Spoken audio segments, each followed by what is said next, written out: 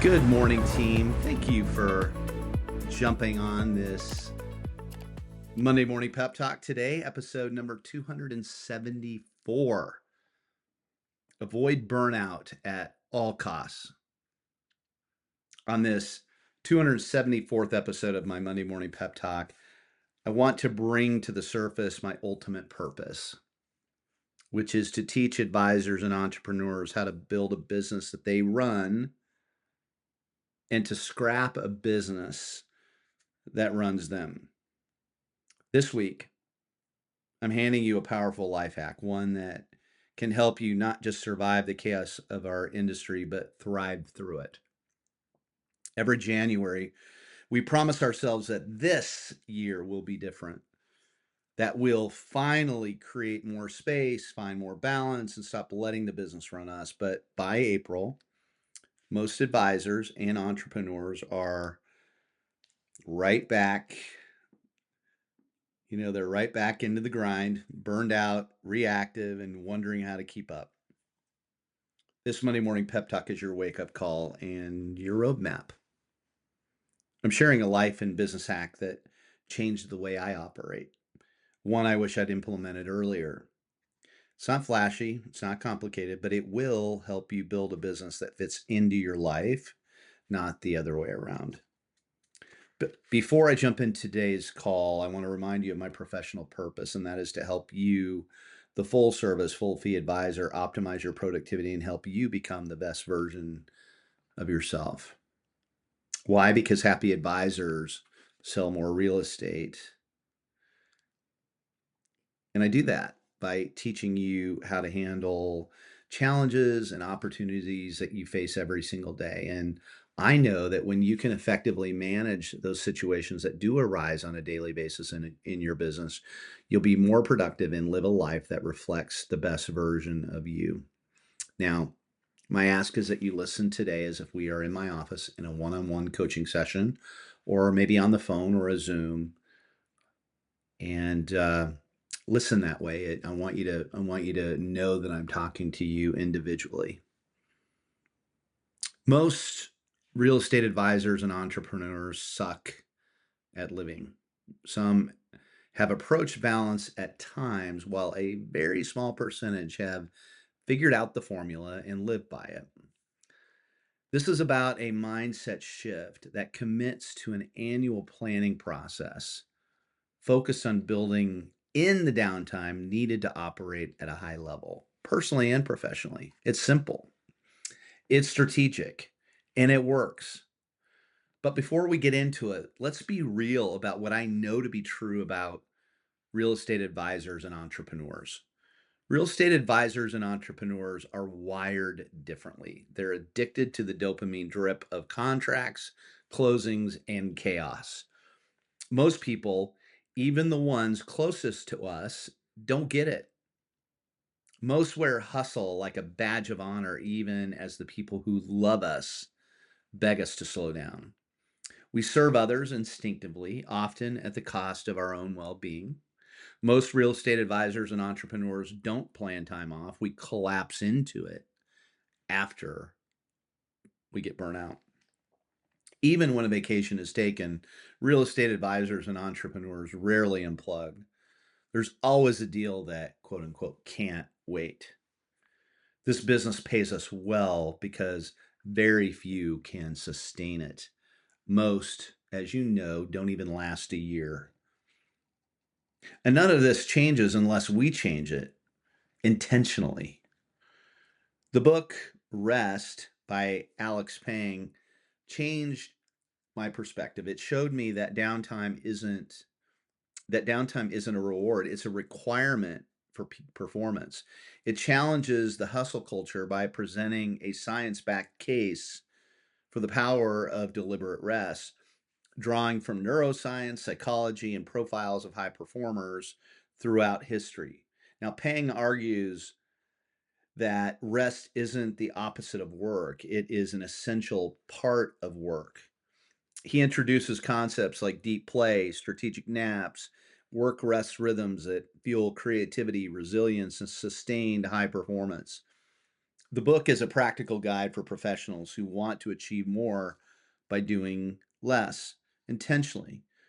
It's not about burnout recovery, it's about burnout prevention through smarter living. So let me break down the mindset shift and systems that have helped me and the advisors that I coach and mentor to create sustainability. Start here. Okay. I want you to be honest with yourself. Know your limits. Don't wait for a crash to tell you you've gone too far.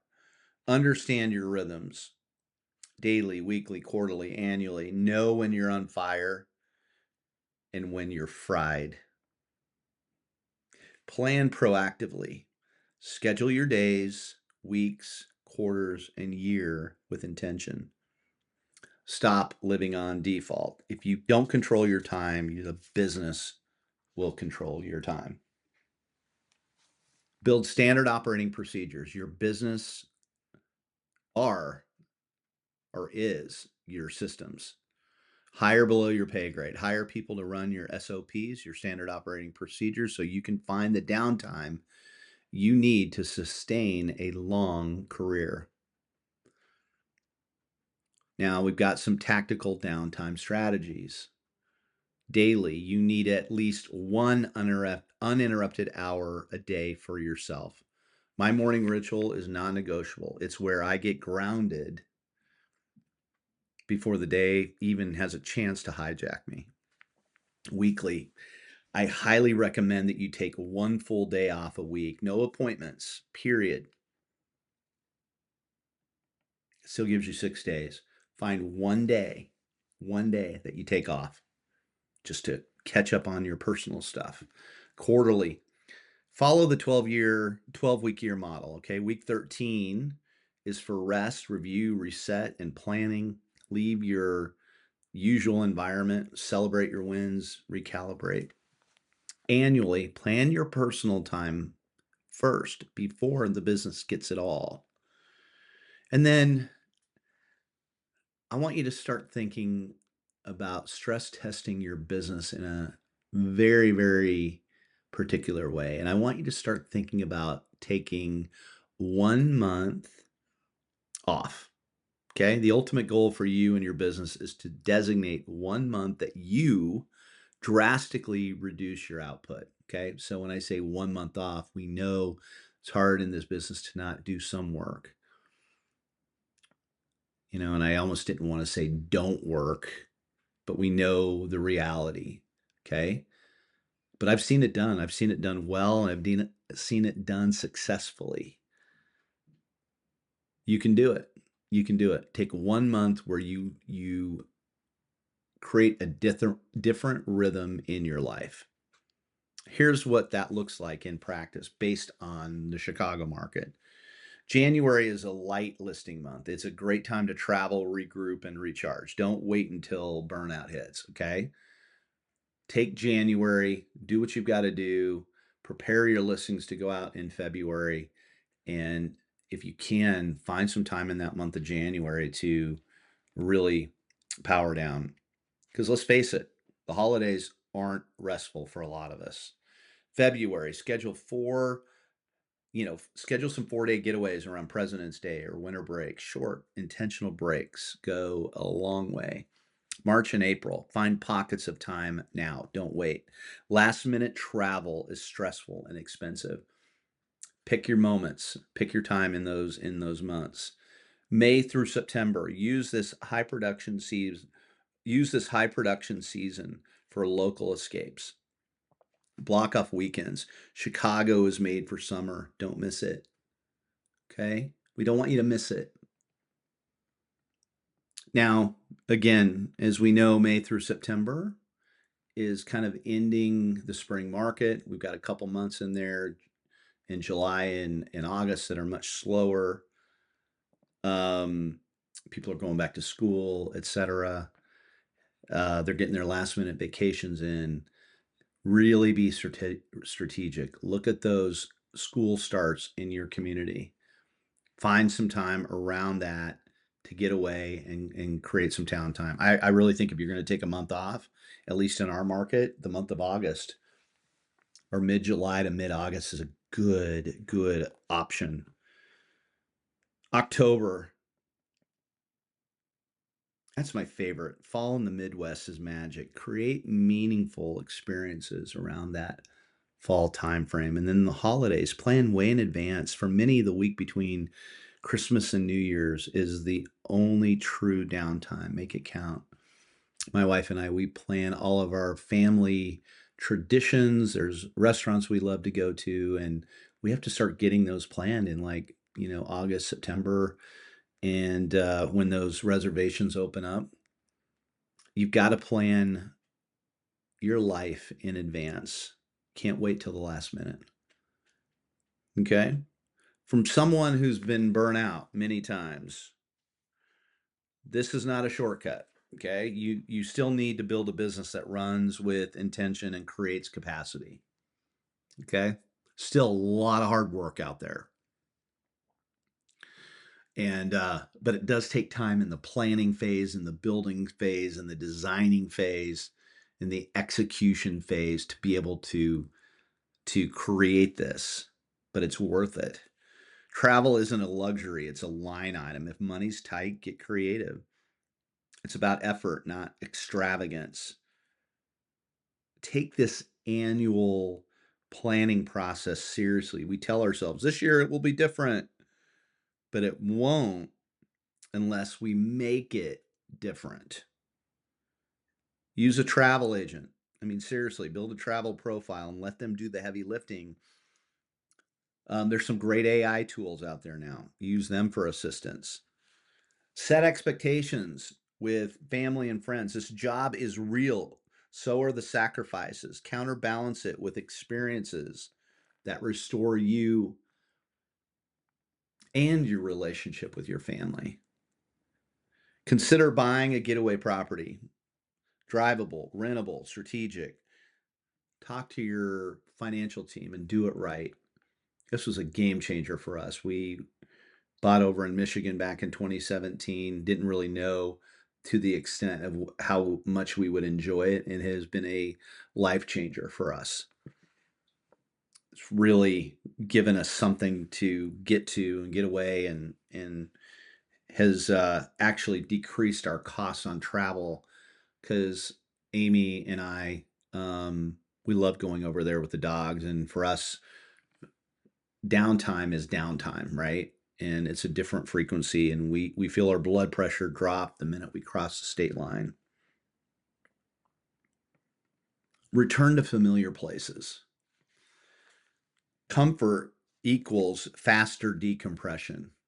If you're comfortable somewhere, you don't have to check it out and see what's what. You know exactly where you want to eat, what time the coffee service opens in the morning. Comfort. Familiarity equals a quicker level of decompression.